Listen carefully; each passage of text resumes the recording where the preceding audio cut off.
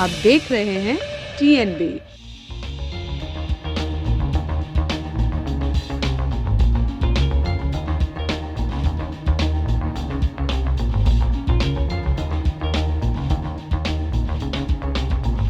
Ukraine रूस विवाद थमने का नाम नहीं ले रहा है। पुतिन के पूर्वी यूक्रेन के 2 क्षेत्रों को अलग राज्य घोषित करने के ऐलान के बाद दुनिया भर में हलचल मच गई है।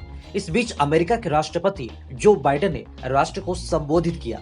यूक्रेन और रूस के बीच चल रही तनातनी को लेकर अमेरिकी राष्ट्रपति जो बाइडेन ने कहा कि हम स्थिति का आकलन कर रहे हैं। इस स्थिति का आकलन करते हुए हम कदम उठाने जा रहे हैं।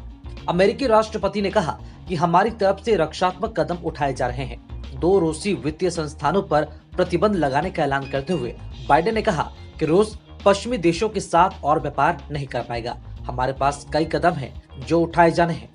उन्होंने रूस को पश्चिमी देशों से मिलने वाली सहायता पर भी रोक लगाई जाएगी।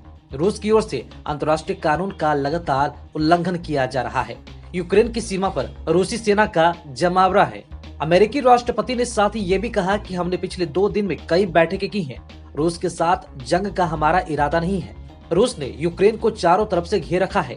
हमारी नजर रूस के अगले कदम पर है। जो बाइडेन ने कहा कि यूक्रेन के राष्ट्रपति के साथ हमारी लगातार बात हो रही है। हम रूस और यूक्रेन के बीच विवाद सुलझाने की कोशिश कर रहे हैं। हम युद्ध टालने के प्रयास कर रहे हैं। रूस और यूक्रेन के बीच तनाव कम करे, विवाद सुलझाने की कोशिश जारी रहेगी। अमेरिकी राष्ट्रपति ने कहा कि पिछले कुछ समय से स्थिति का लगातार हम आकलन कर रहे हैं और हालात को देखते हुए कदम भी उठाने जा रहे हैं। हमने नाटो गठबंधन के साथ मिलकर काम करने का फैसला लिया है। उन्होंने ये भी साफ किया कि अमेरिका यूक्रेन को हथियारों की आपूर्ति जारी रखेगा। अमेरिकी राष्ट्रपति ने कहा कि नाटो सहयोगियों की सुरक्षा के लिए अमेरिकी सेना भेजी जा रही है, क्योंकि पूर्व में रूस अपनी मौजूदगी लगातार बढ़ाता जा रहा है। उन्होंने कहा कि नाटो सहयोगियों की एक इंच जमीन की सुरक्षा के लिए अमेरिका प्रतिबद्ध है। व्लादिमीर पुतिन की ओर से यूक्रेन पर लगाए गए आरोप को लेकर बाइडेन ने कहा कि हम में से कोई मूर्ख नहीं है। पुतिन बल प्रयोग करके अधिक इलाकों पर कब्जे का आधार तैयार कर रहे हैं।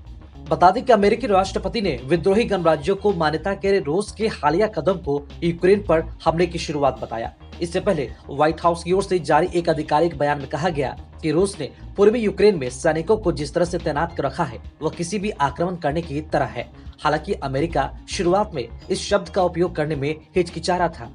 वहीं अमेरिका के प्रमुख उप राष्ट्रीय सुरक्षा सलाहकार जॉन फिनर ने कहा कि हमें लगता है कि यह आक्रमण की शुरुआत है, क्योंकि यह यूक्रेन में रूस का नया हमला है।